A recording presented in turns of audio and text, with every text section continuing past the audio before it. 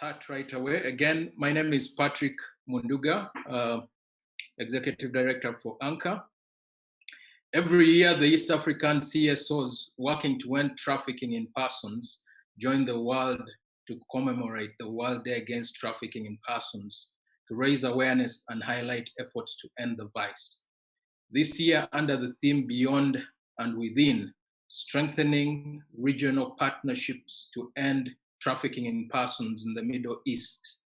Over 50 Ugandan and Kenyan civil society organizations under UCATIP, the Ugandan coalition, and also coordinated by the Kenyan ones, coordinated by Stop the Traffic Kenya, have joined hands to undertake a number of media activities during the entire month of July in a bid to create mass awareness leading up to the marking of the World Day Against Trafficking in Persons that is coming up tomorrow on the 30th July 2020.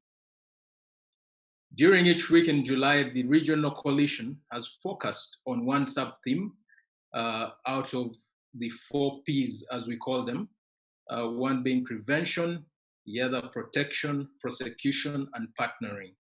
So this week we are focusing on partnerships, and the main objective is to explore new opportunities for collaboration between the private sector, governments, and civil society organizations. And so this is why we are here. And so I have the pleasure now to quickly introduce our speakers of the day. We have been joined by Honorable George Stephen Odongo, who is a Member of Parliament of the East African Legislative Assembly. Honorable Odongo serves as a member of 2 standing committees of IALA, namely the General Purpose Committee and the Committee on Trade and Investment. Honorable Odongo is also the chapter chairperson, IALA Uganda chapter, and the current IALA chair of chapter chairpersons. I know that's a bit of a mouthful. The Regional Coalition Against Trafficking in Persons is honored to host you to this timely conversation. Honorable Odongo, welcome. Thank you so much. All right. The next speaker is my sister Ruth Njuguna. Ruth is the Principal Children Officer at the Department of Children's Services of the Counter-Trafficking in Person Secretariat, Kenya. You are most welcome, Dada Njuguna.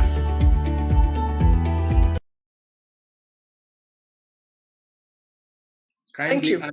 All right, thank you. Last but not least is Mr. Rafael Kariuki, the head of Region East Africa with the Dutch Child Rights Organization.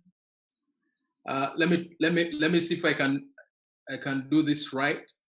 Terra de Zome, Netherlands, also famously known as TDH. In development practice, Mr. Kariuki has over 18 years of practical experience in the humanitarian and development field, having worked under the deployments in Kenya, Uganda, Tanzania, Somalia, and South Sudan. So we are very pleased to have Mr. Kariuki, who has a wide breadth of thematic expertise on issues of overseas child rights, to name but a few. Welcome, Ndugu Kariuki. Thank you very much. Without further ado, I would like to now welcome Madame Annette Chirabira, who is the chairperson, advisory board for the Uganda Coalition Against Trafficking in Persons, to make her opening remarks. Madam Chairperson. Thank you so much, Patrick. Thank you for having us here.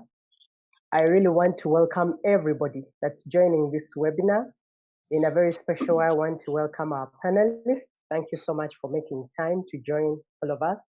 I want to welcome all the members that have joined the webinar. I want to welcome everyone that's watching on various social media platforms and various avenues through which our members are circulating this conversation that we're having this afternoon.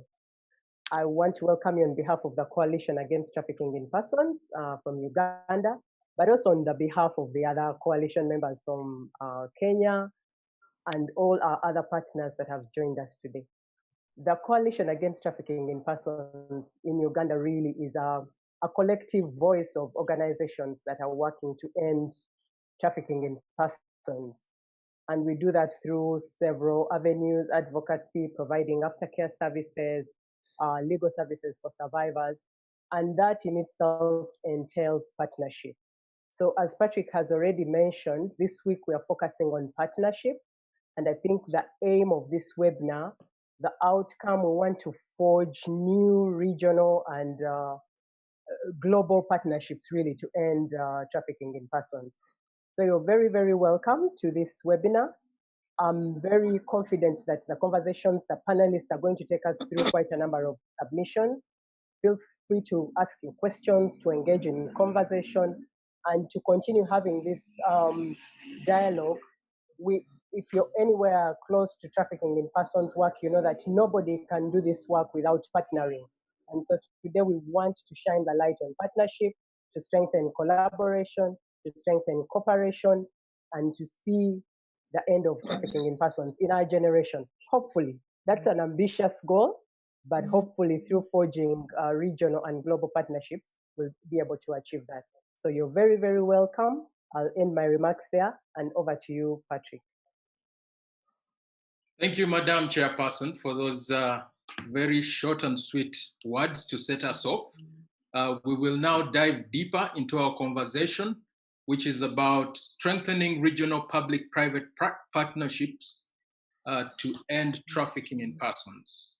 To start us off, I would like to welcome Miss Joanita Ndagire, depending on where you come from, across the Mijingo Island. Joanita has an interesting story.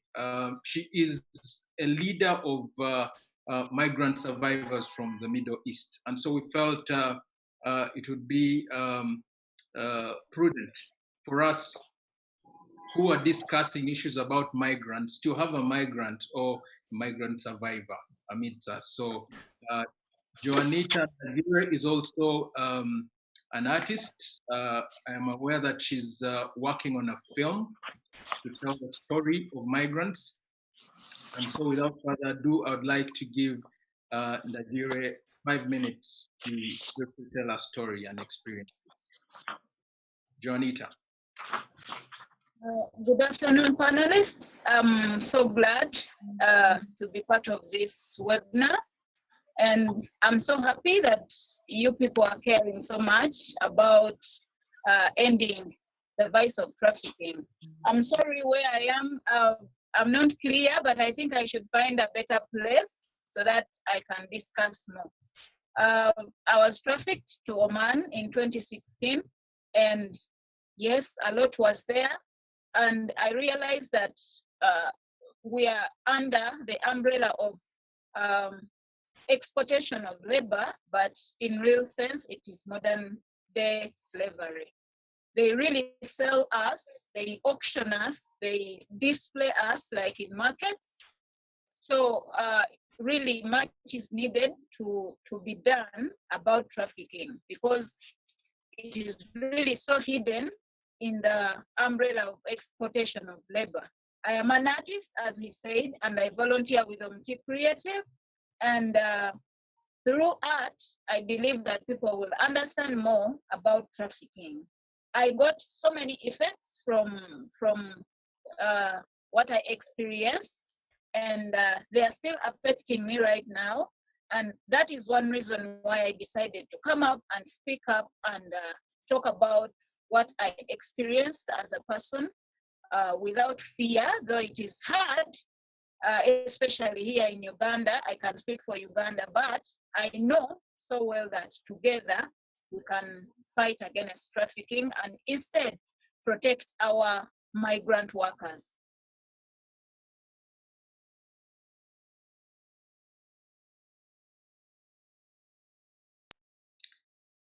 Janita, are you done? I think I lost you briefly there, but are you done making your remarks? Yes, I was. You gave me a few minutes, so I had to. Thank you for keeping time. That's how we do it in Uganda. Thank you, Juanita. So now, okay. Thank you, Juanita. Now let's so that move on. I can be really part of. Let's now move on to the main speakers. We will start with counter trafficking in persons Kenya, and the issue that we would like to talk about is the role of excuse me, the role of national coalitions in eradicating trafficking in persons. Ruth, it's known that the number of East African migrants in the Middle East has been growing considerably over the past few years, mostly driven by different socioeconomic factors in countries of origin and destination. East African community member states have accordingly invested in establishing mechanisms to address the needs of their citizens migrating to the Middle East, including but not limited to national coordination offices and missions abroad. The question for you, Ruth, is what opportunities exist for regional tactical and operational collaboration between East African states in responding to transnational trafficking in persons threats and addressing the needs of migrants in the Middle East? Talk to us, my sister. Thank you very much, moderator. Yes, we realize that so many people actually migrate to the Middle East countries for greener pastures. However, there are various regional tactical and operational collaborations mechanisms we can use between East African countries and responding to transnational crimes, such as trafficking in persons and smuggling in persons. Number one, the issue of bilateral agreement is very important because we realize we had very many issues of domestic workers going to the GCC countries, and what will happen is that they'll probably come back in coffins or be physically assaulted or sexually exploited. And so what happened is the government actually revoked licenses for over 100 recruitment agencies from Kenya. And the next step was there was an embargo on the migration of domestic labor. And we had to come up with bilateral agreements with the countries of Qatar, the UAE, and Saudi Arabia. And where we have now have bilateral agreements, and one of the agreements also was to have labor attaches. So we have labor attaches who have been posted to those countries, although there's various challenges because the countries are also very, very vast. So that's a major challenge that our labor attaches are going through. Another tactic would be signing of memorandums of understanding, probably the neighboring countries. We've had meetings with our counterparts. I know of Uganda. We plan to have the counterparts of Tanzania in areas of cooperation. So we're in the process of having MOUs in those areas and come up with areas of cooperation. Also, it's also good to have joint committees for cross-border meetings, for example, because you realize that, for example, in Kenya, we have migration of people from all other countries around Kenya, Uganda, Tanzania, Somalia, Ethiopia, those are neighboring countries, and Sudan. Sometimes they're using the Southern Corridor, where they come from Ethiopia to Kenya to South Africa. Those are one of the migration routes. So it's good to come up with the joint cross-border committees where they will sit with, for example, Uganda and Kenya, Tanzania and Kenya. Also coming up with joint awareness campaigns is very important. In fact, if you are bordering countries, I remember last year when we marked the World Against Human Trafficking, one of the things we were looking up to is coming up with joint awareness campaigns on the World Against Human Trafficking at the border points, because our borders are also very, very porous. In that same breath, also we have been having meetings with the UNODC, and we had a senior officials meeting on benefits of a regional plan of action of trafficking persons in East Africa. And in that meeting that we held at the UN headquarters, we came up with various recommendations. For example, look at the legal framework. First, have to look at the legal framework of all these countries and see where the gaps is. It's just analyze where are the gaps and evaluate where are the gaps in East African countries. And after that, amend and adopt legal frameworks within the UNTOC, that's United Nations Transnational Organized Crime Conventions, and its protocols, that's the TIP protocol. And in some instances, on the request of member states, they may want to harmonize their domestic legislations in line, of course, with the UNTOC and the protocols there too.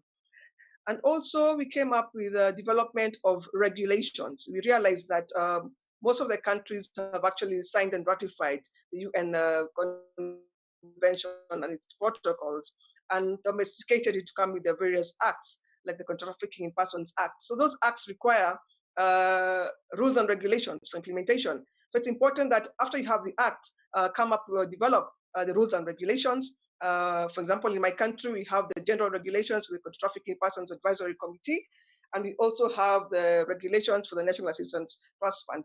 Ours are just about to be gazetted. So it's important for the member states to come up with such mechanisms.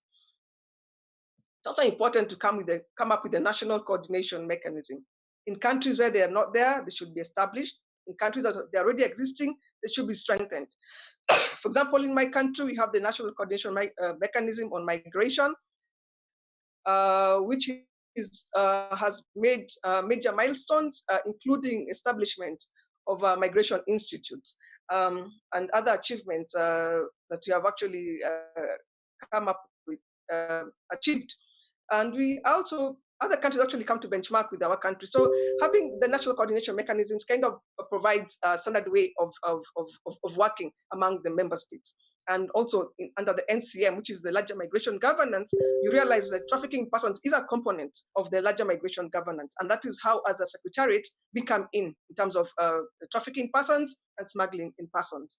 So that will be very, very important in just curbing this vice. Another important thing is mapping out international, intergovernmental agencies and stakeholders focusing on trafficking in persons to know which organization actually works, for example, in country X, and what do they do.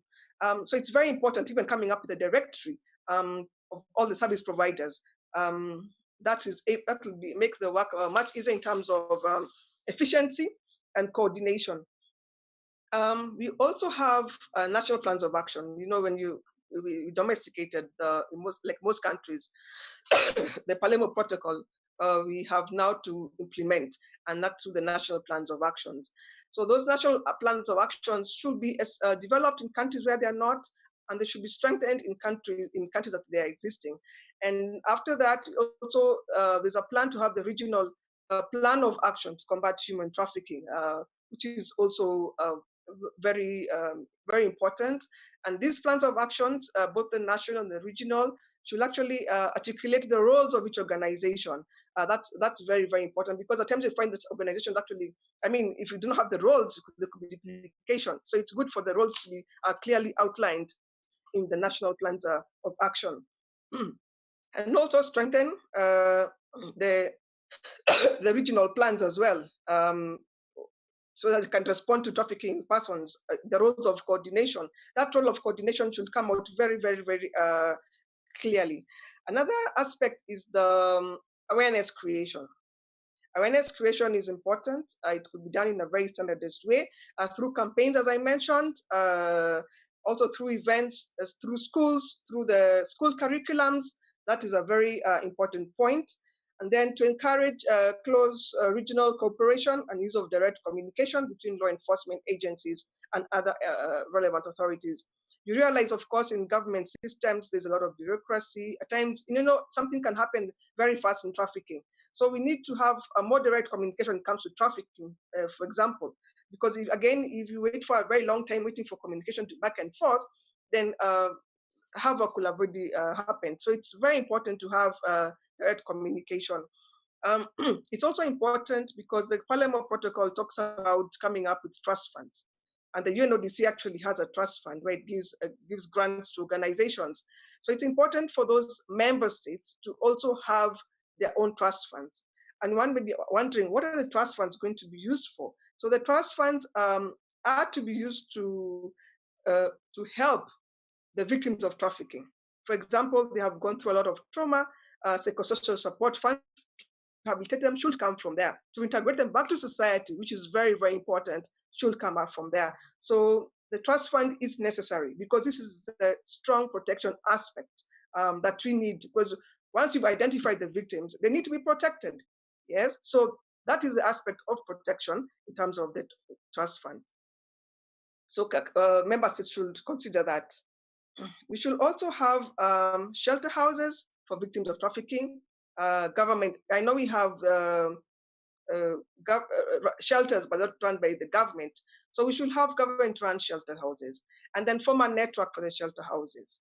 So that is, I think, a very important point. And in a shelter house, that is again under protection. And that is why after the initial risk assessment, then the victims are in the shelter house. They provide the physical needs, economic empowerment, and of course, because of their legal process, that is, I mean, as they're in the shelter house, explain to them the legal process. So that's a lot of work is done when they're at the shelter house before they are actually repatriated back to their countries of origin.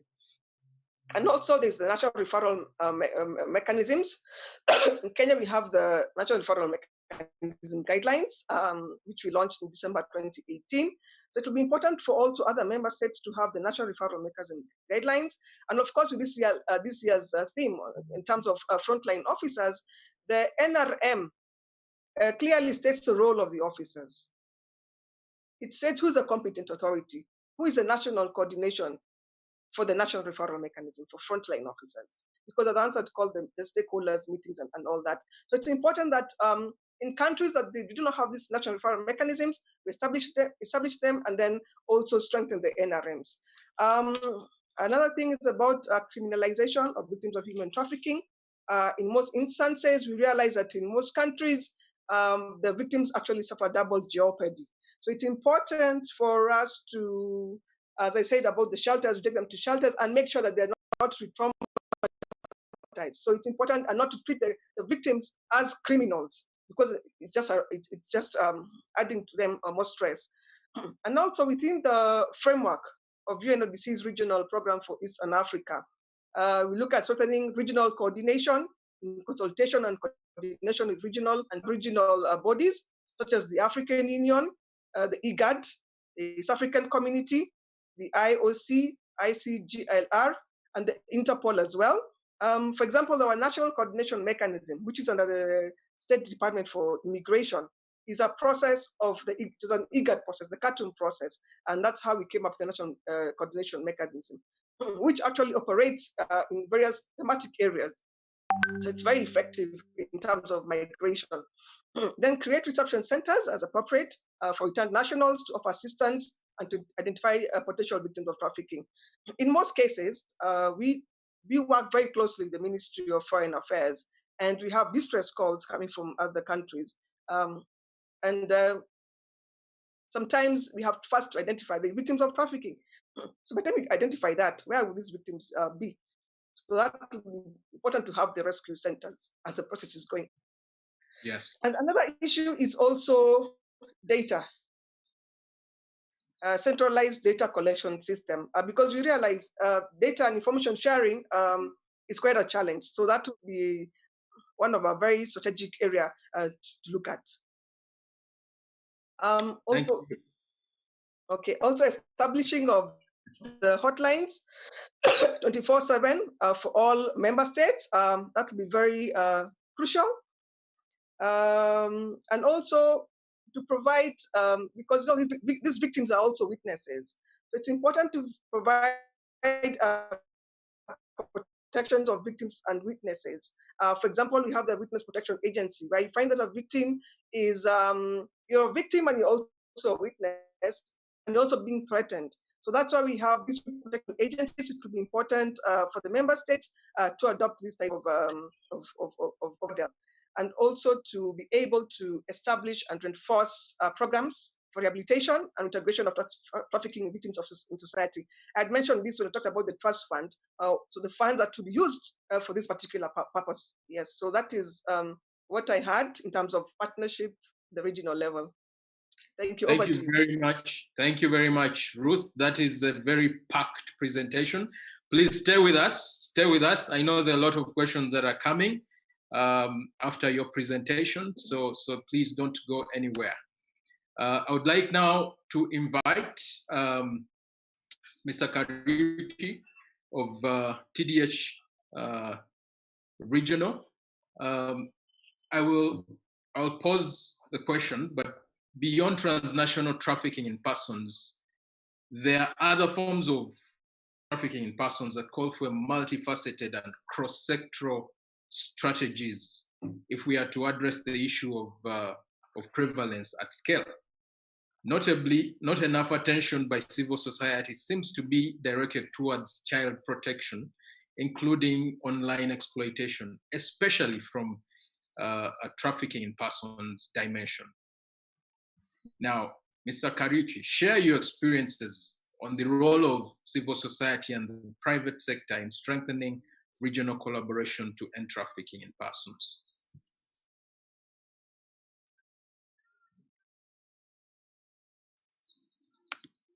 Thank you very much, moderator, for the opportunity. And first, I want to say that the organization is called the Homes, just for the record. But I think you're asking a very pertinent issue and question, and I hope you can hear me well. Can you? You may need to project a little more, Mr. Kariuki. Thank you so much. Okay. All right. Good. All right. Okay. Great. So maybe I'll begin by a little bit of the background about us at the Netherlands. So basically, we work within actually the 4 Ps that you indicated, but we also work on an additional P around issues of partnerships, but also around issues of provision. So basically working on issues of child trafficking specifically. So we are not in the wider realm of trafficking in persons, but I think we have narrowed down a little bit more to focus on children who are being trafficked, either within the region or within the country, because it just happens at country level. And I just wanted to say that, you know, as an organization, we are very much aware of the complexity of child trafficking or even trafficking in persons. And I think the previous speaker has indicated some of the challenges, as well as Joanne, who gave us a real example of someone who has gone through that. And I just wanted to say that as Teledes Homes, in East Africa, we have child trafficking programs in 4 countries, that is in Kenya, Uganda, in Tanzania, but also in Ethiopia. And the overall approach for us is actually to work with what we call the 6 actors. Now, one of the actors, and I think this is very important for this conversation, is actually the private sector. So the private sector, in many ways, can be a contributor to issues of trafficking in persons as well as child trafficking, but it can also be a solution. And we have seen practical and good examples of that from our project. So first, I just wanted to say that we are very much aware of the need to have a very well-coordinated approach all the way from the national level to the countries and as well even at the project level. So what we have seen in our experience is that in Kenya, for example, we work with the Stop the Traffic Kenya. In Uganda, we are part of the UCACHIP that the good person mentioned. And we have partners that we support in terms of project funding, but also in terms of partnering together to move ahead the agenda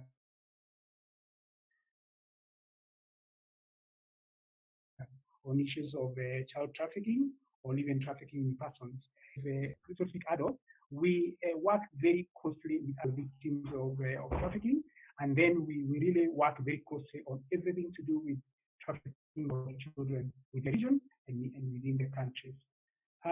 So maybe just to mention some of the few organizations we work with, and I think some of them are represented here. We have East Africa Child Rights Network, we have the H Rights itself, we have ANCAN, which I think is represented here, We have Coalition of Violence Against Women here in Kenya.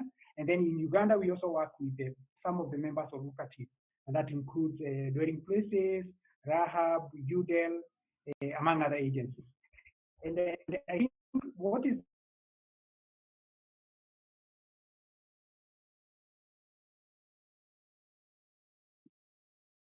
you're breaking. I'm not sure if I am. It's on my end. With approaching the whole question of trafficking from a partnership point of view, civil society organizations, and I think that has already been mentioned. You're not hearing me? Am I back? Go. Yes, you're back. Go on. Okay, sorry about that. So I was saying that civil society organizations really have very important roles to play on issues of trafficking in persons, but for us specifically on issues of child trafficking. And our experience with private sector, I think, is something I would want to share here, because we have seen private sector play a very important role. First and foremost, as CSF organizations, I think it's our role to raise awareness of private sector actors in our program areas and our project areas on their role in protecting especially children on issues of trafficking, and putting in place operating procedures and protocols that will safeguard and ensure that children trafficking and trafficking in general doesn't happen within their lands. So I think that is an important area we have noted. We also have seen an important role of private sector in identifying child trafficking cases. And actually we have received referrals of children from private sector individuals or companies, be they, for example, border operators, people working in the hotel industry, people working in the sugarcane plantations, and in many other places where it would be easy for people to bring children to be trafficked or as avenues for getting trafficked. So I think those are some of the examples I would give. And then also I add that the whole issue of collaboration between private sector and the civil society organizations is basically a mutual responsibility for us all to protect children. And for that reason, I think there are many areas we need to collaborate on, and that would include, I think you have spoken to this before, issues to do with prevention, issues to do with support services, but also issues to do with working on lobby and advocacy. And I think for me, this is the most critical part. When civil society organizations come together at the national level, forming umbrellas, working together, and working closely with the private sector, I think one of the key outcomes of that is actually the fact that they can be able to lobby at the national level, to lobby governments to pass the right kinds of laws, national plans of actions, and other protocols that will safeguard people from being trafficked, but also safeguard children. So, so in a nutshell, that is what I would say about that. But I would also add that, collaboration also between civil society and private sector could also create spaces for learning. And for example, civil society organizations, many of them are good in doing research, and the research can actually be used to feed into efforts on fighting trafficking and countering trafficking. So those are that's what I can say for now. Thank you. Thank you very much, Rafael, for those very brief remarks and with very, very wise comments. Please stay on as we will very soon come to the open forum where we will pose questions based on your submission. Next, we have Honorable Dong. The East African community is positioned well to provide strategic and joint leadership in the pursuit for regional collaboration to end trafficking in persons. However, civil society organizations often lack knowledge or resources to engage effectively with the East African community and IALA. For some of us, we don't know where to begin. How do we engage? The question I would like to put to you, Honorable, is what key role does the East African community and IALA play, and what opportunities exist for collaboration with civil society organizations in addressing the needs of migrants, specifically in the Middle East? And feel free to also speak about domestic trafficking. Thank you.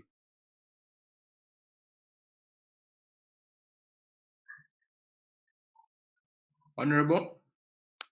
Thank you very much. First of all, I would like to thank you for inviting me to be part of this conversation. It's not always that members of parliament are invited in the civil society space, and it provokes some kind of tensions between civil society and politicians, something that is not actually supposed to be, because we are supposed to be mutually inclusive. So I'm really happy that we are having this conversation. But most importantly, that we are talking about a subject that really I am very passionate about, because I have some of my relatives who have, who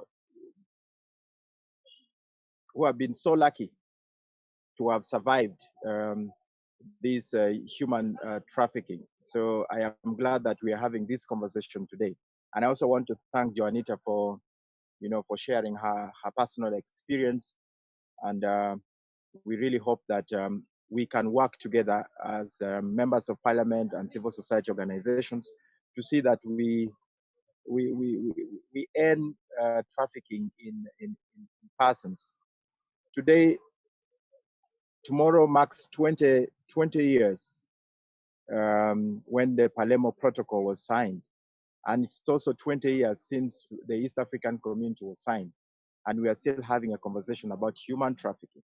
Most of it really being driven solely by the poor conditions that we find our young girls and boys in. And no, it's our role as political leaders and civil society leaders to see that we can, create an environment where our people feel comfortable to live here in East Africa than be vulnerable to traffickers. Now, the role of the assembly in fostering partnerships with civil society organizations. I think, first of all, to understand our function, our strength, you need to delve deeper into how the community works and the position of the assembly in the structure of the community. I think, the role of civil society is not a given. It's not a given, but it's not something that is not a privilege. It is something that is grounded in our treaty. Our treaty is very clear on the role of civil society and the private sector in our integration process. Article 127 of our treaty, chapter 25, states very clearly that the partner states will agree to promote an enabling environment for the participation of civil society in the development activities within the community.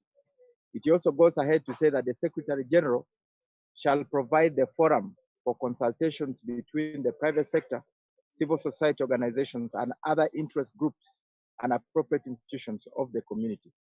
Therefore means that the treaty has taken care of the role of civil society. What is important now is for us as an assembly is to trigger that particular provision of the treaty by operationalizing the provision of that treaty through a legislative instrument.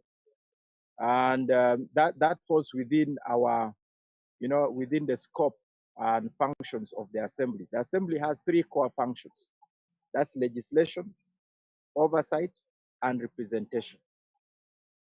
And we can only understand the how the assembly can contribute into strengthening this collaboration by underscoring those three very important functions of the assembly. Now, from where I stand, I think that there is need, first from the civil society point of view, for you to demand that the assembly operationalizes that particular provision of the treaty, because as it is right now, it is left at the pleasure of the Secretary General. But I think once we have a legal instrument, once we have a law passed, then the community is compelled to act. That means that we can come out with a law to say that the community should organize either annually or biannually conferences where civil society organizations and the private sector can engage, and work together to look at regional matters and share their own experiences and come out with specific themes in each particular for each particular year that they will require the community to address. Because we need to try and create spaces within the community for the voices of the ordinary citizens to be heard. You might have interested yourself in how the community works. This community of ours is an intergovernmental organization. It is a coming together of different governments. And governments are very bureaucratic. Bureaucracy can never drive change. Bureaucracy can never cause a sense of urgency. So it is for the civil society and the ordinary citizens to trigger off a sense of urgency in the community. Unfortunately, the voices of the ordinary citizens has not really been heard that much, essentially because this is an intergovernmental organization.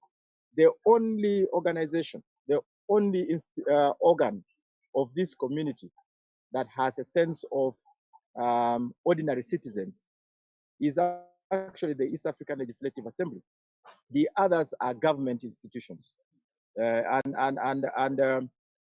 can see that the thrust of our integration is largely on private sector. It's more of a transactional integration. And we have been trying to say, can we, strengthen the other core element of our integration, which is the people, because we are saying this integration of ours is private sector driven, but people-centered. Where is the people-centeredness? The people-centeredness is you and me. So from our own perspective as members of the East African Legislative Assembly, we do not want to be seen to be acting alone. The strengthening of our collaboration should be both supply-driven but also demand-driven. That there are those things that we as an assembly can come out with, but it's also important that you who are operating in the civil society space begin to reimagine how this community should work and come out with very specific proposals that you think that require the support of the assembly. Does it require legislation? Does it require our oversight? Our oversight function is restricted. Our oversight function is restricted to only institutions of the East African community. But our, representative function is open. It is for everybody. We are the mouthpiece of the community, meaning that we can speak on any matter that affects ordinary citizens of the East African community. Therefore, there is opportunity for us to engage, but this engagement has got to be structured. And for it to be structured, you need to demand for it. The civil society organizations need to demand for it. As an assembly, we are bombarded with a lot of private sector proposals. And these come from government, but also comes from the business community. We need civil society to begin to act very proactively and petition the assembly so that we can have that seamless relationship between the civil society and the assembly, because we seem to be the only ones who can speak for the ordinary citizens. The rest of the others are going to of course be politically correct in everything that they are going to do. But for us as members of the assembly, we would like to see how we can work with ordinary citizens to see that this integration is actually inclusive. It serves everybody. Now, in the case of human trafficking, you know for sure that we as an assembly, IALA 3, the first assembly, passed a bill that is yet to be assented to by the different partner states. Again, to demonstrate to you what really comes in the pecking order of priorities of the partner states.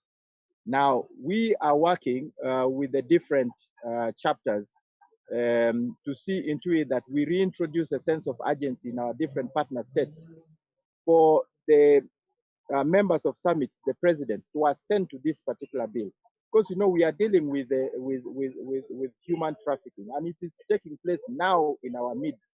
While the corona pandemic has just happened, there is this pandemic that has been with us here, and it's actually growing every single day, and it's being facilitated sometimes by even companies that we as governments are giving licensing.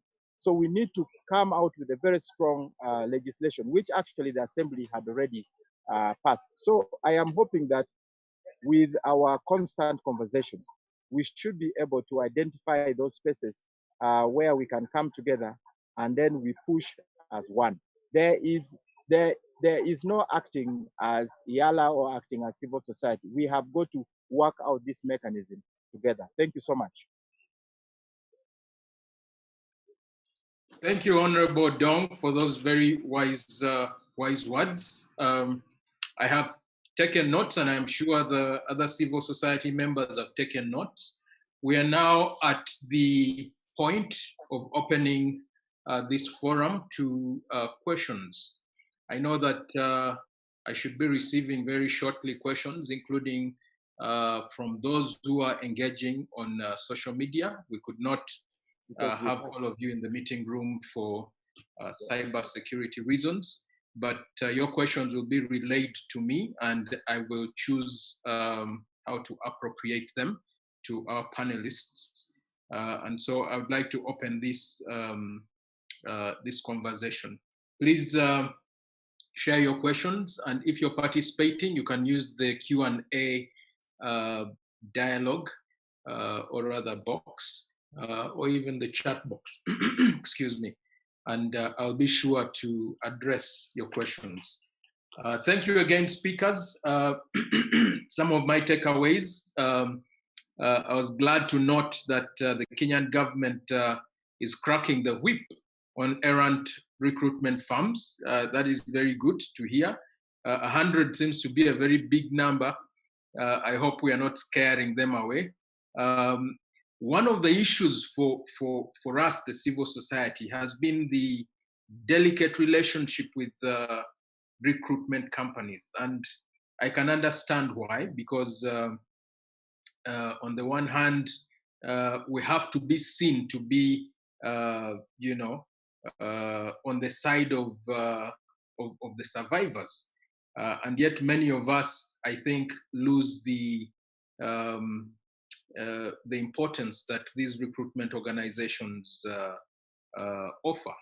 I should not go into all of the conversation on the remittances, foreign remittances, and how that shows up the East African GDP, without which things would not be where they are. So let this not be a collective whip by everybody against the private sector. That's not what we are saying. What we are saying is, that as we do our business, we have a role to conduct ourselves ethically. And I think why we're coming together is to look at, how do we sanitize that space to ensure that people who are willing to do, business well and ethically actually are given the necessary support.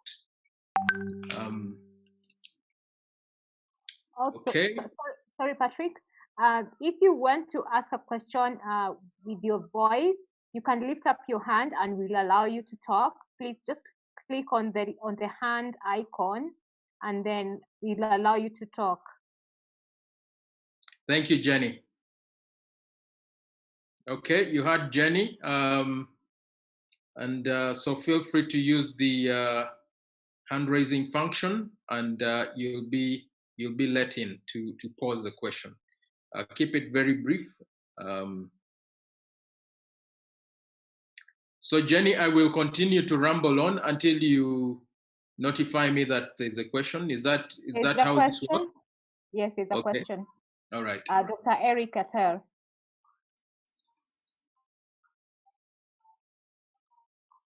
Dr. Eric, go ahead.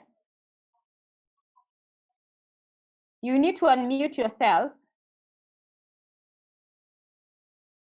Yes, thank you, Jennifer.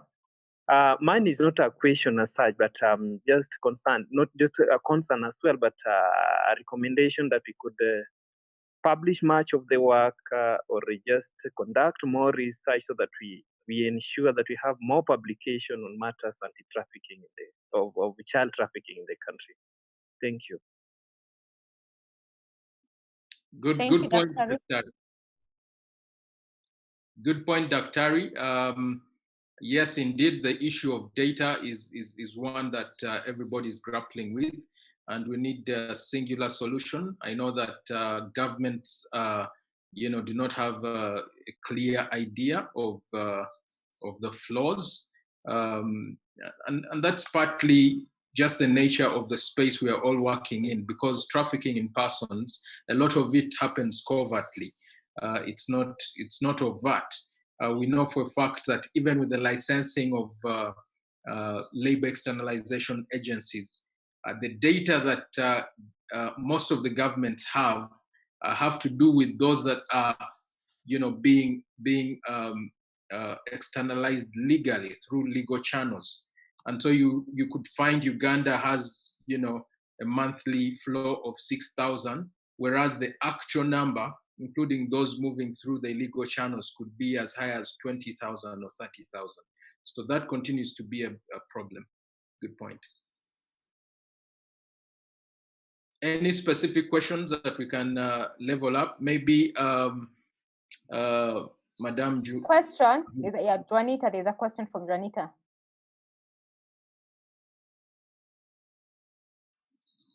Go on, Juanita. Thank you so much. Yes. Thank you so much, panelists, for all your points. I'm so grateful. My question is, what are the efforts that the East African community put up to effect protection to the migrant workers, especially those in the Middle East? Because it is like, even before we leave our countries, we are already slaves. And by the time we reach there, we are more of slaves than even before. So what are the measures that the East African community is coming up with to protect these workers, especially when they reach the Middle East? Because in most cases, these people argue that there is no trafficking. For them, they take us as legal migration. Yet at the end of the day, they make us sign contracts in Arabic, yet some of us don't know Arabic. What are the laws that the East African community is going to come up to really protect these workers? Thank you, Juanita. Ruth, do you want to take that on in 2 minutes? Yes. As a member state of the East African community, as I've stated about the recruitment agencies, the government has a list of vetted recruitment agencies, such that before you go to the Middle East, it is good to do your homework, do the due diligence, and look at the registered recruitment agencies. In the same breath, we have the National Employment Authority in Kenya, which authenticates all contracts before you travel abroad.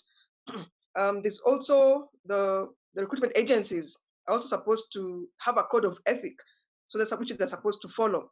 Those are just the preventive measures that the government is taking on board to protect our victims, and also a lot of awareness raising because we've realized, for example, the labor migrants, they're unskilled workers. They want to travel abroad, and the pull factor is very, very strong. You really have to convince these people, because I've come across victims of human trafficking, and we rescued them together with the Transnational Organized Crime Unit, but they still wanted to go ahead to the countries that had been promised that they were going to by the traffickers.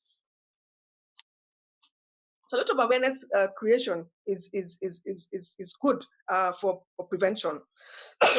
Also, as I said, we have the labor attaches in the Middle East, that is Saudi Arabia, and the UAE, whereby they are able to, they're given a number to call and they can also report.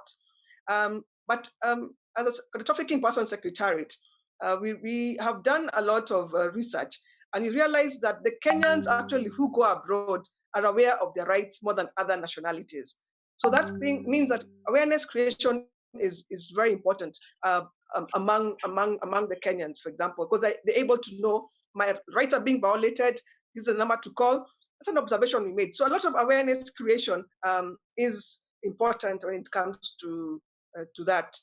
I think that is, and then again, and migration, we cannot stop them from going for jobs as long as the job is actually, the contract is authenticated, because there is freedom of movement. Okay, there's freedom of movement, and what we are promoting is a safe, orderly, and regular migration. And we also agree that migration has its own benefits, because migration, of course, we get remittances from migration, and a large amount of money that runs these countries from remittances from abroad. So we also acknowledge that it is very, very important for migration to be there. But what the government is doing is that we have pre-departure trainings before our labor, our domestic workers actually go abroad. So there's pre-departure trainings just to train them on what to do if trouble happens. What number do you call? So those are some of the efforts that the government is taking into consideration, actually implementing as far as protecting the domestic workers and skilled workers and unskilled workers as well. Thank you. Thank you, Ruth. You mentioned a very important point, which is pre-departure orientation and awareness raising, which shouldn't really be limited to just the 1 month before travel. Because what I'm hearing from you is that when the migrants are actually out in the Middle East, it matters very much what you know, because from a lens of protection, you're able to now go to where help is needed. Because yes. I believe that from the testimony from Joanita earlier and so many others we've had, one of the key issues is that when you go there, there's very little opportunity for getting information. And so if you haven't carried the information with you in memory, you're pretty much cooked. To the civil society, it sounds like we need to be very balanced in what information we're giving out, and not just have a tunnel of giving out information about the risks of trafficking. That's very important. Mm-hmm. But beyond saying that, migrating is risky for you, we should also say what happened, or what should happen if you find yourself, God forbid, in a situation that, you knew this was legit, you ticked all the caution boxes, but you got there, and instead of going to Oman, you're in Iraq, or vice versa. What do you know, and what should you do? I think that's an important one. Over to you, Jenny.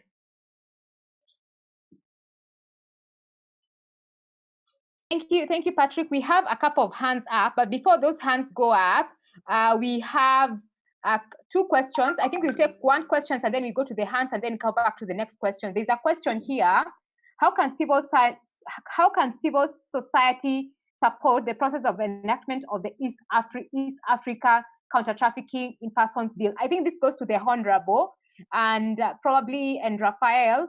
So to see from the IALA perspective and also from a CSO perspective. Okay, Honorable, would you like to respond to that? And then we'll have Rafael come in. Yeah, I think that civil society organizations can petition their different partner states, because you see, the level where it has reached now is the level of assent. And assent is for each partner state. Now, we have done our part as the assembly to pass the law. And once we have passed the law, it becomes now the role of each partner state to see that they assent to that law. Usually, it takes a bit of time to process legislation that has come at the regional level, because it has implications on existing frameworks. So each partner state assesses that particular piece of legislation with respect to the existing laws in the partner state to see that there is consistency. And if there are areas that require amendment, they have to take it to parliament, to their national parliament for adjustments. This is in the case of dual systems, because like a dualistic system like in Uganda, you have once the East African Parliament passes a law, it has to go through a ratification process by our national parliament so that it can now be applicable locally. Now, if it is seen that it is inconsistent with the existing legal frameworks, it takes time. That's why the attorneys general have got to look at it, and the other institutions that are affected look at that particular regional framework. Now, it is for the civil society to try and petition the different partner states to say, why are we waiting for this to be assented to? You will be surprised that we may have only one or two partner states that have not yet assented to this particular piece of legislation. So my appeal would be that civil society organizations can go to the coordinating office, which is the Ministry of East African Community Affairs in the different partner states, to look at the level at which this bill has reached, so that you can petition them to fast track the ratification of that law. Otherwise, the assembly has already passed it. Thank you, Honorable. Rafael? Yeah, well, I think that question is very well answered by the Honorable Dongo there. I think the role that remains for us as civil society is very clear, and he has said it quite well, that we need to be in the national space as civil society organizations, pulling our strength together to lobby the offices that then can help us to get this law assented to. But I also want to say that, this is also why we have, for example, the Stop Traffic Kenya, we have the UKATIP in Uganda, we have all these high-level, so to speak, umbrella networks that can actually help us to have the muscle that then we can present ourselves and push for these kinds of legislations to go through. And I can run you through a quick example, for example, where we have Senator Tom Netherlands is part of what we are calling the Joint Forces Alliance for Children in East Africa. It's been there for almost 5 years now, in partnership with several other organizations such as Plan, SOS, World Vision, Child Fund Kenya, and I think Plan International have said. And the idea there is that those are big child rights organizations. So when you come together, you actually are a force to reckon with in government circles. And for example, in Kenya, we have been pushing very, very hard for the enactment of the new bill. It hasn't gone through yet, but I think it's progressing well. And I think that kind of muscle is what we need to bring into the legislation around the East Africa legislation that comes to us. I think that is what I would say there. I think it's really a job of us to pulling our way together. Thank you so much for those comments. Just very quickly, Rafael, before you go on that one, you've spoken about the power of numbers and coming together. The feeling, at least from my standpoint, is that more could be done in terms of working with faith-based organizations, just because of their grassroots reach, especially the network ones. How do you, from your vantage point with TDH, are you partnering with some of the big ones that have the capacity to, by the stroke of one pen, probably send out a lot of circulars to the grassroots? Yeah, good question. I would say we are partnering with quite a number of them. For example, we are part of the Stop the Traffic Kenya, which has quite a fairly wide membership. I think the membership at the moment stands at about, 30 to 40 organizations, with at least 20 of them being very active. And those organizations do have also other partners on the ground. For example, we have a program in Kenya with one of our partners called Ankan. I think they are in this call, and they are actually working with a network of what they call MAPT, organizations at grassroots level that will basically work and lobby on issues of trafficking of children. So I think the structure can work all the way down, but I think the effort has to be deliberate. We have to ignite it, and we have to support it all the way down to the community level. Thank you, Jenny. So I'm going to ask Ivan to ask the question, and then I can go. We have a couple of more questions, about 6 questions for the. We have a couple of questions in the chat. So Ivan, you go first, and then we go to more questions that are in the chat, and I can get some more that are on YouTube and Facebook. Fantastic. Thank you so much, Jenny. I'm Evans Munga, work for ANCAN. My question, I have 2 questions, but I think the other one has been well responded by the Honorable Odongo at the East African Registration Assembly. But the question is about, we have national laws and regional laws. I'm wondering whether the East African Assembly is focusing on the implementation of the existing laws within the country. The reason why I'm asking that is because, like here in Kenya, we have certain laws dealing with trafficking, but the implementation of it is a challenge. When you look at the TIP report of 2030, it actually pointed out Kenya and Uganda are in the same tier too.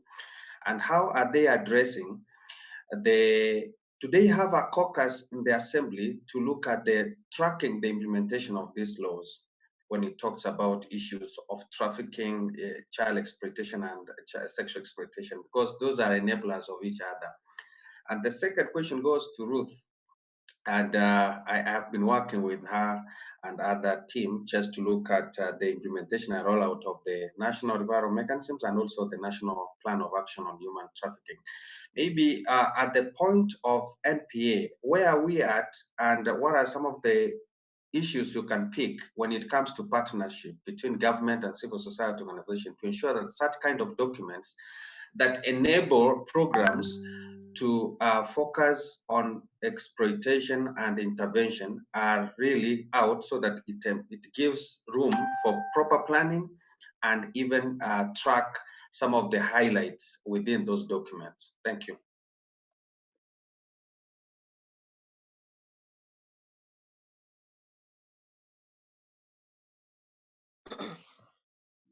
Evans, if I'll answer to your question.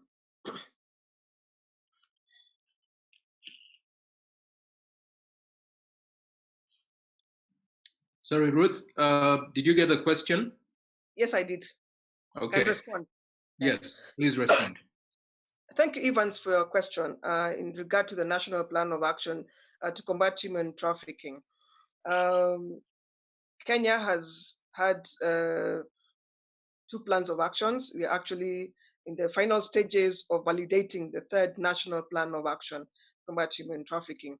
And we were developing or reviewing the last NPA, which was 2013-2017. We realized that there were some gaps. For example, we did not capture the partnership pillar.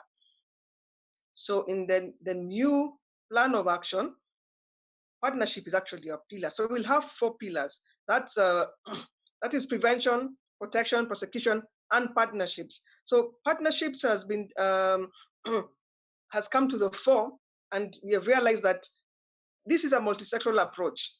Okay, trafficking in persons, it's very multidimensional. So in the same breath, you should also look at how do you strengthen those partnerships to be able to achieve what is in pillar 1, which is prevention, pillar 2, which is protection, pillar 3, which is prosecution. So that is very, very well anchored in the new NPA. Thank you, Evans. I hope I've answered your question. Mr. Munga, are you satisfied? Fair enough, thanks. Okay, so Honorable, I think, and Munga, tell me if this is not what you asked, but your question was on the implementation of national policies and laws, and specifically the aspect of monitoring once they have been passed, assented to and passed, and they're in operation. Are we able to have hindsight and say, how is this working? Yeah. Okay, that's a very good question. Actually, one of the things that the community is grappling with is its capacity to monitor compliance with legal frameworks, regional frameworks, because the role of implementation is for the executive. And as it is now, with our existing regional dispensation, the bulk of our, the implementation is done by Council of Ministers of the different partner states. Now, as an assembly, yes, we have constituted a committee that is looking at a raft of legislation that has been passed, and we want.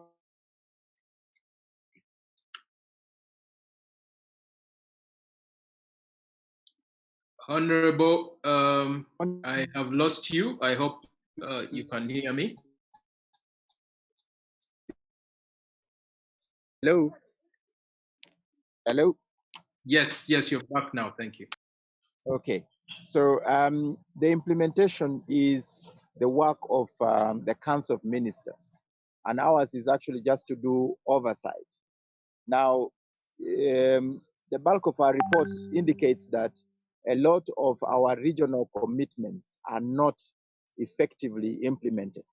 And this is really an area that the community needs to look at. And I think it's also an area where there should be some kind of a conversation involving civil society organizations to see how the different partner states can actually effectively implement regional legislation, regional policies that have been adopted by the community.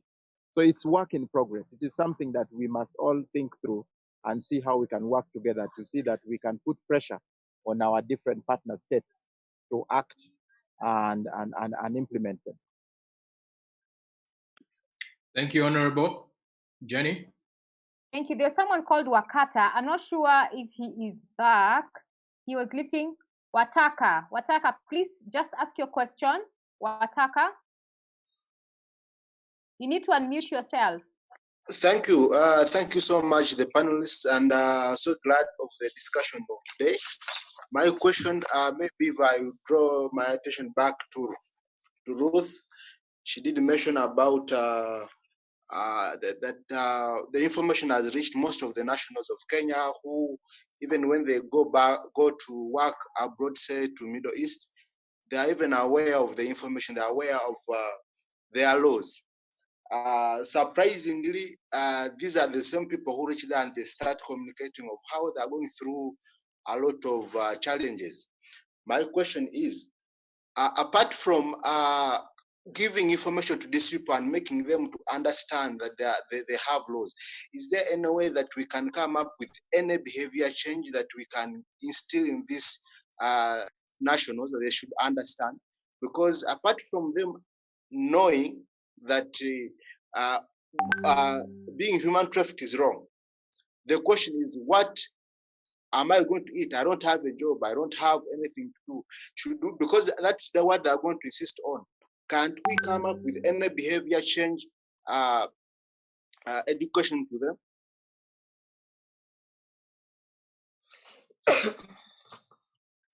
Thank you for your question.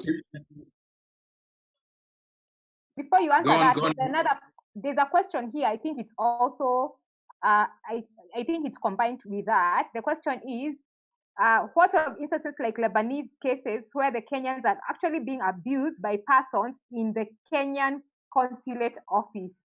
So I think this also is your question. So I think when you're answering those two, there are quite a number of them. I think you just answer all of them. They are kind of combined. These were the ones.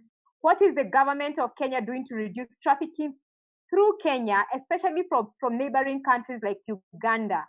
You know, the person is saying, I passed through Uganda when I was through Kenya when I was being trafficked.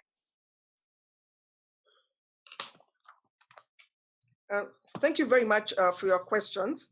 I think I'll start by tackling the first question in terms of how do we sensitize these potential victims of trafficking before they travel to their countries of destination. And as I mentioned, the pull factors are very strong. And the push factors are poverty. Because I have come across victims of trafficking from members of the East African community. And they come to Kenya. And when we intercepted them, they still want to go. We had to rescue these victims, and they still did not understand where we had taken them to a shelter house. And I interrogated them, and they actually told me that, how do you go back to our country? What do we tell our children? We sold all our land so we can travel. Some of them, unfortunately, I remember some even left their husbands because they were promised that they are greener pastures. And that the aspect of climbing an aeroplane really thrills them. So it's very also hard to convince these victims of trafficking, but they do not want to go again back to where they came from, because it is even, they say they're from very, very poor backgrounds. I must say, I'll not mention the states, but I must say that they're actually scared that when we repatriate them back to their country, that they may go back to jail. So they don't want to go back because they think when they go back, that they have to go back, they have to be jailed. So we collaborate with these countries, and when we are repatriating them, it is from state to state, so to ensure that when they reach on the other side, of course, they're not jailed and they're able to be repatriated back to society. So you have such type of matters or issues going on, but we are looking to creating awareness the best way we know how. In terms of, what was the other question? In terms of and also, let me also mention about the pre-departure training, which are very, very important. We need to, before they go, let's authenticate these contracts. And another thing is, we have the registered recruitment agencies. They're actually vetted by the government, by the National Employment Authority.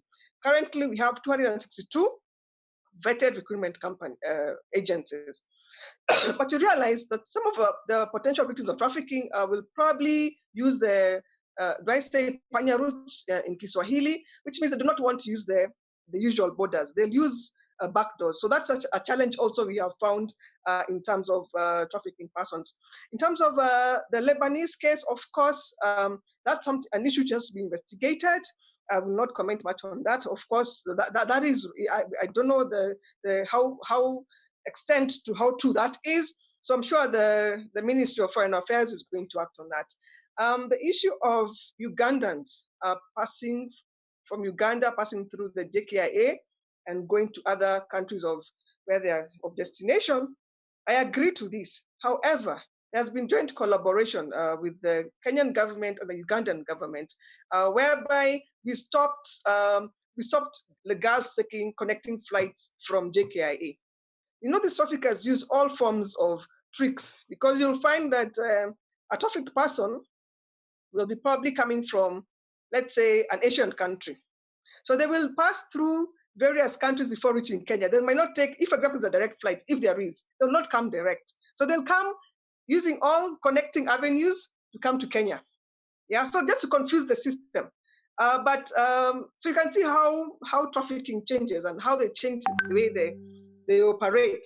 But for Ugandans, I wish the Ministry of Immigration was here, but we stopped girls coming from Uganda and connecting their flights from Kenya, especially if they're going for domestic work, because at the immigration, they actually check on the documents and they rescue these victims and they try and tell them, and then we liaise with the government of Uganda to stop this from happening. So it was happening, but this has been stopped. It's no longer taking place. Over to you.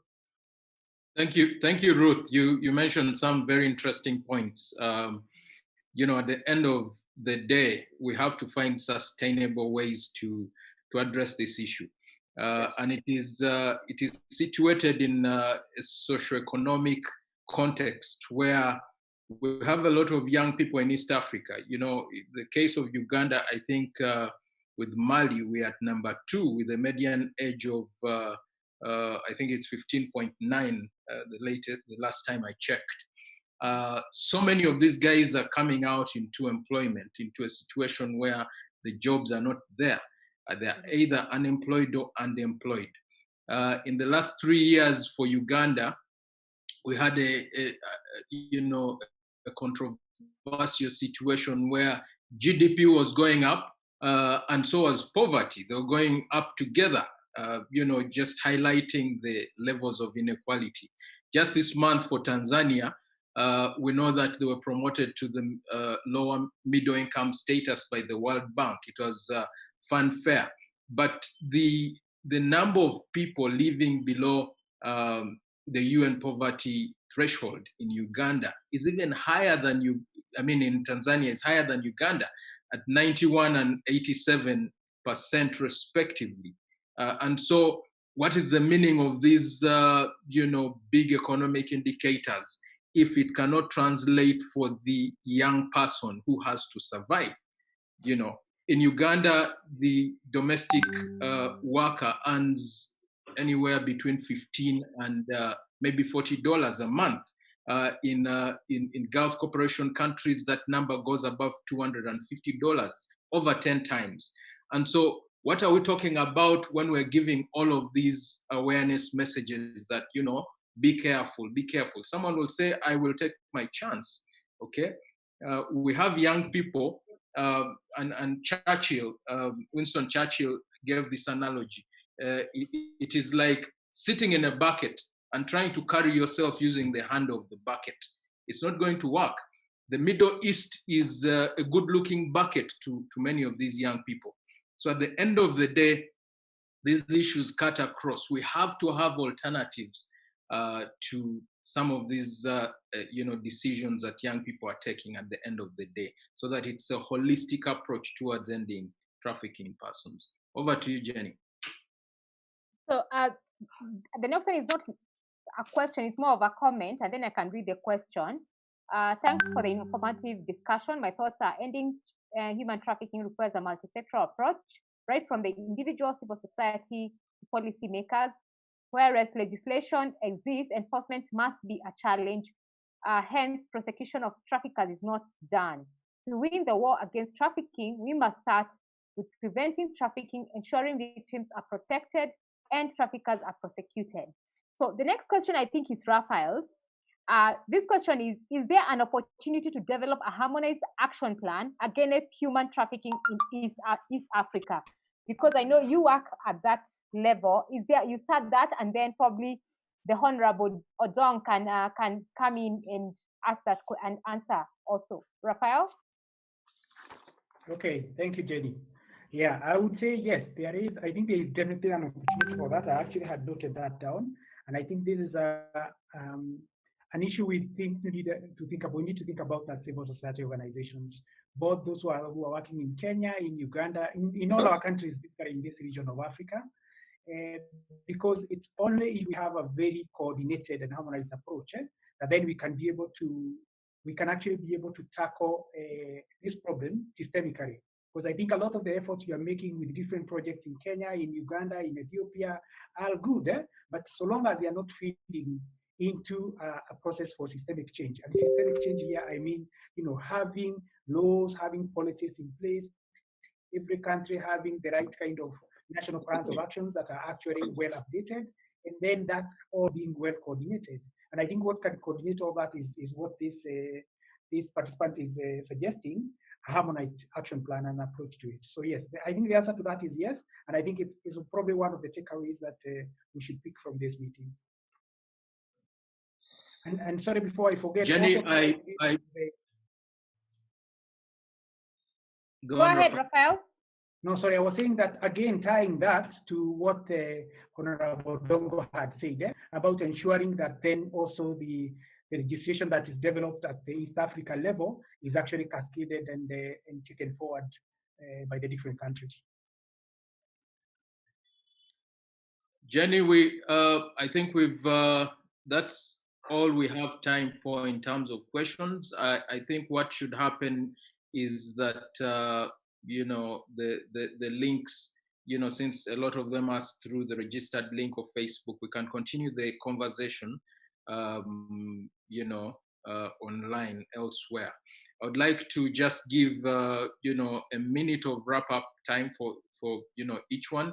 Rafael, you could, since you've been on the floor, you could just quickly just give your closing remarks. Then we'll have Ruth and finish with Honorable Dawn. 1 minute each. Okay, thank you, moderator. I think for me is still to go back to the original question of the private sector, to basically also continue to encourage us to find ways to bring on board the private sector into this conversation, because They have, of course, profit motives, but I think we have even bigger social profits that we can gain from a cooperation with them. So I do see that as a very important opportunity for us. But I also want to say this, that trafficking in persons, especially when they are adults, happens, it's like more of addressing the symptom. I think the root cause should be basically stopping trafficking of children. And then we get into a new culture of protecting people in general. Thank you very much. Thank you, Rafael. Ruth? Thank you very much for this opportunity. What I would like to say, as a government of Kenya, at least there are many partnerships going on at the regional level through the regional economic communities. And you just need to strengthen these RECs because if you have IGAD, you have the EAC, the AU, and all that, we're able to come up with harmonized legislations, harmonized joint trainings for first-line respondents. So I think we just need to strengthen that and prioritize.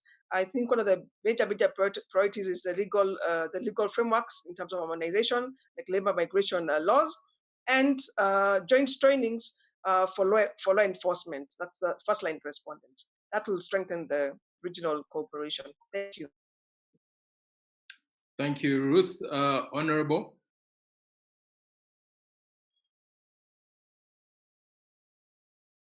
Honorable Dong. I lost you quite a bit for a few minutes. So what was the? Well, just your closing remarks in a minute, if you will. Thank you. Oh, thank you so much. First of all, I want to thank you for inviting me to be part of this conversation. I am going back to Arusha well rejuvenated because I think that the East African Legislative Assembly is just as strong as the civil society are. And if civil society is weak, I don't think that the assembly is going to be that strong because we amplify your voices. So I am looking forward to us structuring a relationship that can help us to strengthen our positions in pushing for regional legislations and for making it easier for the civil society organizations to actually, push the ordinary people's agenda. We are open for that kind of conversation, and I think there is need for you to begin to demand more from the people who represent you. We are open to that kind of dialogue between civil society and the assembly, and we are working very well to see that this law that was passed. I had already promised that we are going to engage the different partner states when we return to Arusha, bring up the issue of fast tracking their assent to that piece of legislation on anti-human trafficking. So you can count on our effort on that, and we'll keep you posted. Thank you so much. Thank you, Honorable Dong, and our dear panelists for such a rich conversation around trafficking in persons regionally and how we can strengthen collaboration to, be more effective in reducing prevalence of trafficking in persons.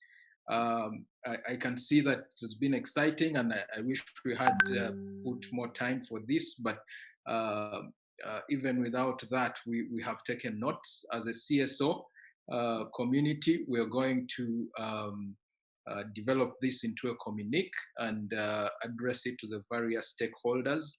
And taking the cue from you, Honorable Dong, I think we shall be following up with you as well, to continue this conversation at the regional level.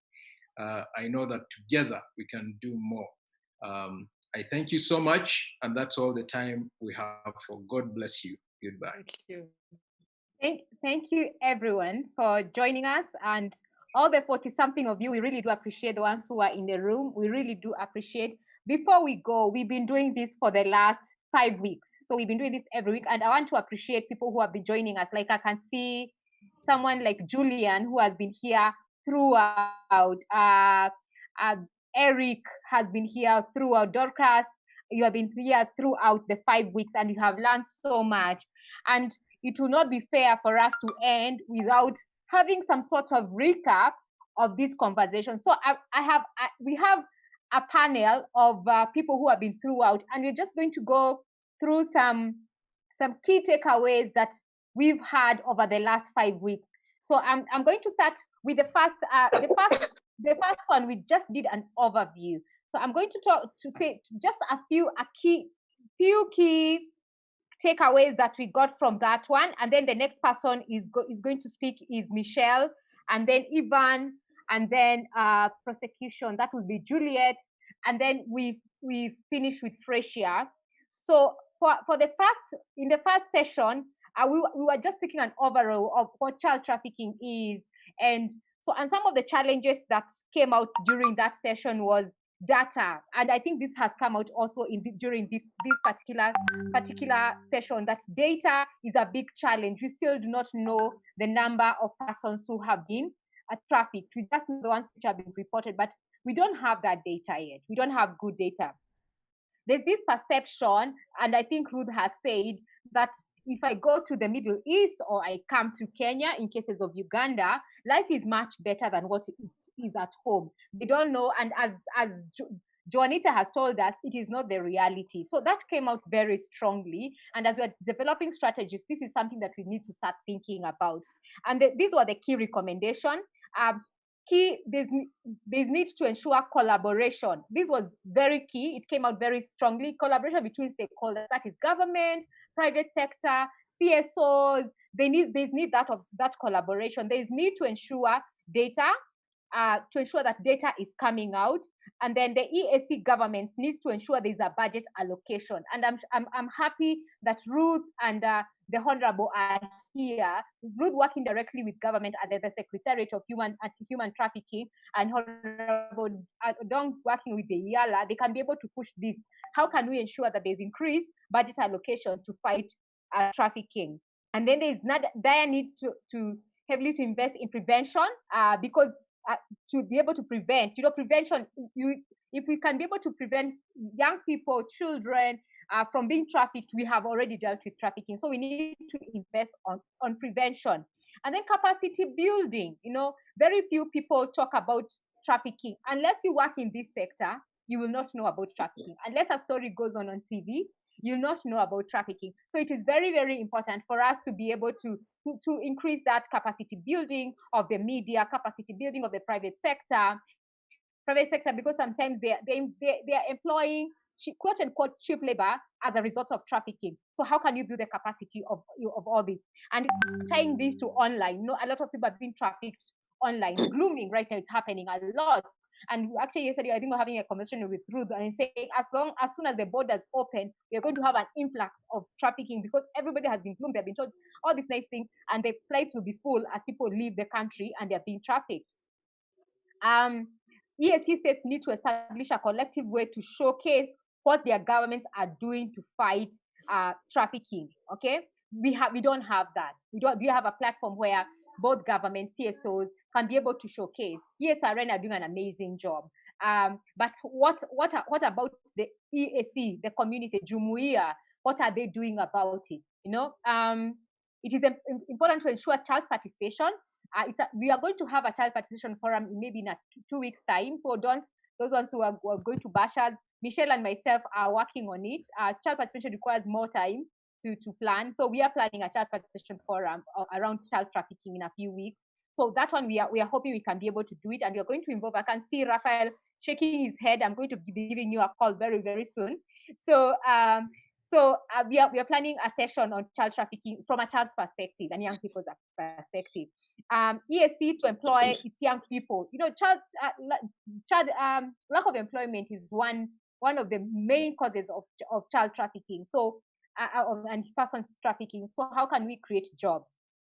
EAC as CSOs needs to change the narrative in the way they work. We need to take advantage of existing government programs, put youth and linking their programs with government. So I'm taking one session, and then I'm going to allow, I don't know who is ready, Michelle, Juliet, and Ivan, who is ready? I think I'll go next. Okay. So, hi, my name is Michelle Koinange. I'm the coordinator of Stop the Traffic. And I am grateful. I'm extremely grateful because of you taking your time every single Wednesday for the last 5 weeks to join us. I remember when we started out, I mentioned that you're going to invest your whole of July with us. And in one way or another, you have honored our request and shown up. So thank you very much, especially for joining us last week when we had a 5-hour conference and you stayed on with us for the full 5 hours. So thank you very, very, very, very much. So as Juliet has, as Jenny has mentioned, our first call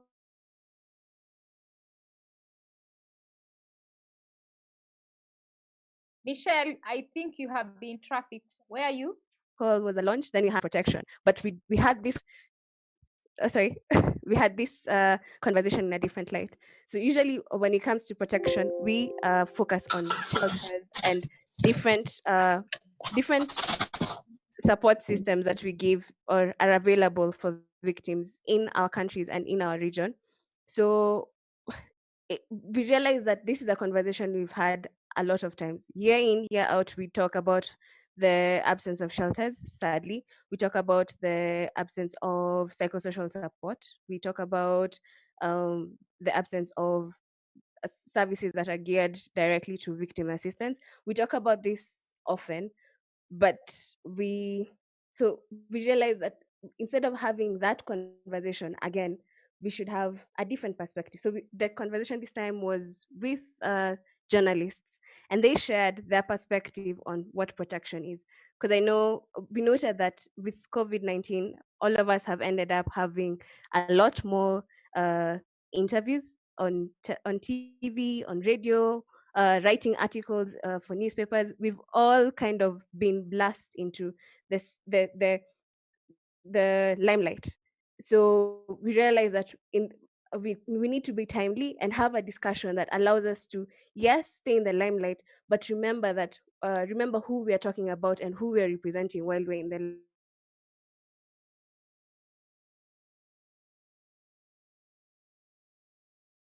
Michelle? limelight, and how we can of civil society organizations who spoke to us and reminded us of the place of trauma-informed reporting, not only through the stories we share with journalists, but also in our own reporting as organizations. We have to remember that we're writing and talking about human beings, and they all have rights that need to be protected. We were reminded on the importance of sharing stories, because sadly, the narrative that is in our countries and in our region on human trafficking is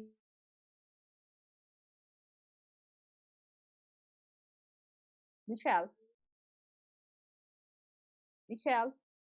is perpetrated by the urban trafficking is that's what people and that's what people perspective will focus on.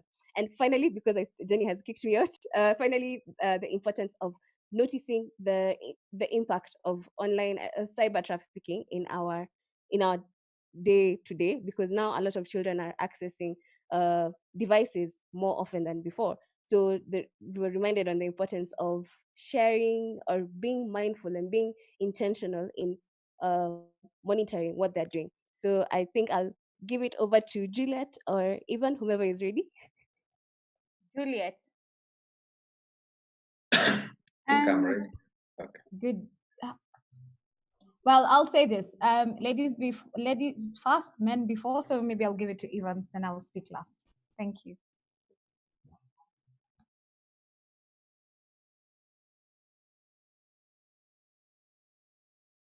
Evan, go ahead. Okay, thank you. It's been an amazing series of webinars since we started. I think touching on all the 4 P's: prevention, protection, prosecution, and partnership today. I think in each aspect, there came a lot of emerging issues that looked at how do we, for example, employ our research data for informed programming in all the aspects. And quite frankly, there is need to invest in prevention aspect. That's where we need to focus, so that when we talk about prevention, it will be easier for us to ensure that protection is easier, prosecution, and also partnerships. So data has been a challenge, both as a country and regionally. and even within civil society and government, so that we are working and investing towards a common goal, a common approach. There has been a challenge in different approaches employed towards working towards human trafficking and child trafficking, and the component of the whole aspect on how do we implement, how do we work together, the component of cooperation, the component of partnership, like has been alluded today. There's been a whole challenge on how do we have our laws being implemented. I know we have had a whole discussion on prosecution. Most of the cases, they are genuine, but many times because of lack of, I call it capacity for our law enforcement agencies, maybe in the ground, it brings a challenge on how to move these cases forward. So it's a cralion call for all the actors herein, really to ensure that we have to up our game when it comes to issues of capacity building of all our actors we deal with. In our programs, we may have to engage differently, do a SWOT analysis, whether our approach are working, and dig a little bit more better. The question about partnership, we can do more together. It has been evidenced in the whole 3 or 4 weeks we've been here, that once we engage, we learn more, and we do something that makes impact, because the impact of sharing brings about the element of how can we change different approaches. I think my take home is that both government and civil society, we have the opportunity to ensure that this works. And this will only work if we share especially the element of data, because government is the primary duty payer of everything. Us as civil society is complementing. So it's important we work together to ensure that all the structures that exist, we should not need to reinvent the wheel. Let's have the existing structures, capacity build them so that they work better. Starting from the community level, where we may have the LACs, locational area advisory councils. It comprises of all the actors at the community level, up to the national level, up to the regional level. I think it's important to also have government coordinate all the teams, and so that we have as a coalition of civil society organizations working with government, and also government working closely with civil society at the country level and also at the regional level. Thank you so much.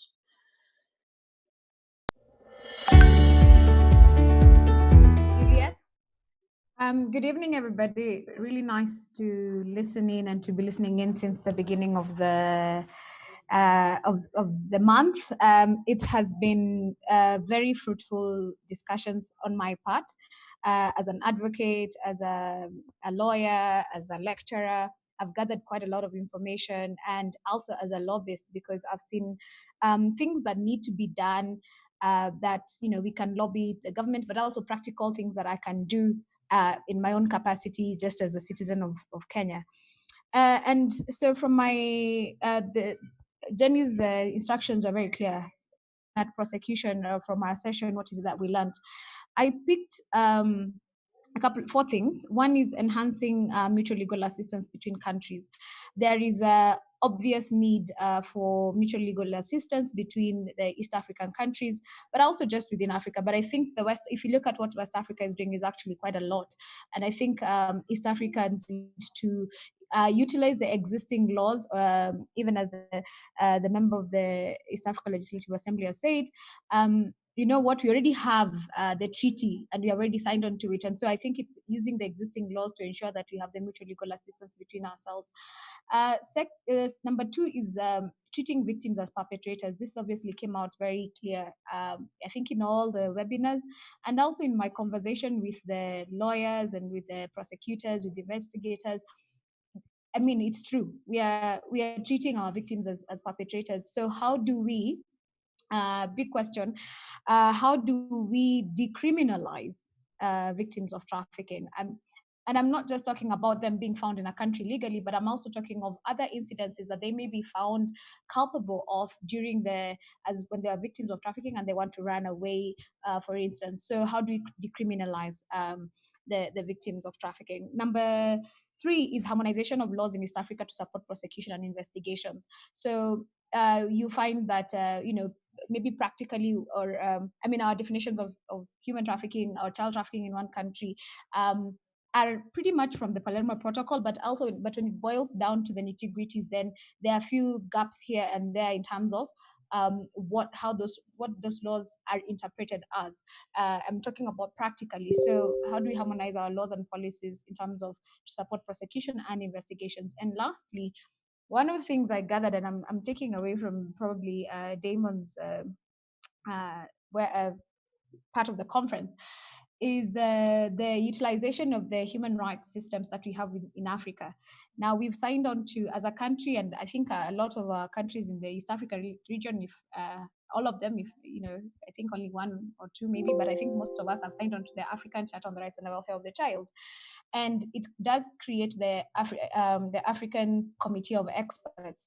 And one of the things that I picked out of the discussion then was that they have the mandate of monitoring implementation of laws by state parties. So how about we utilize this particular space to push for harmonization of laws to hold our countries accountable when it comes to issues of human trafficking.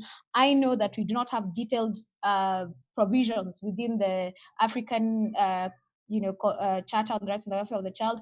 Neither do we don't have exhaustive laws on the African Charter on Human and People's Rights as well.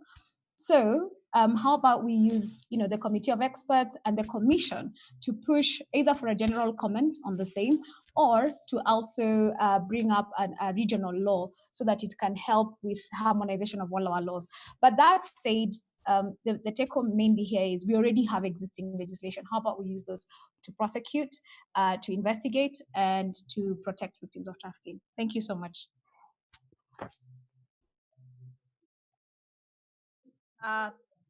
Last but not least, Damon. Damon? Yes, I can hear you. Can you hear me? Yes, please switch on your camera if you are able. Okay, just a minute. Okay, first of all, I join the rest of the team in thanking each and every single one of you for accepting to be with us through this period of time. It was our first time to have such a regional conversation around this matter. And as Jenny has said, we are still continuing because we want to have the voice of the children to be a part of all of this for us to develop the proper communique that will share with the different members. I'm not going to say so much that is different from what the rest have said. I think I'll just add on to two main points. One is what Julie also hinted on. We really, really need to push for the harmonization of our laws. Us becoming ESC, how can we really, really push for harmonization of the laws that that citizens of East Africa be protected and will serve East Africa. Remember that I think it was in protection where they raised the issue on labor attaches. Uganda does not have labor attaches in many countries that Kenya has attaches at. And how can we partner in ensuring that a citizen can seek refuge in the High Commission? I thought that was something that CSOs we could take on, and an honorable member can also have that pursue. But like he shared, the treaties have mentioned something like that. Then finally, from today's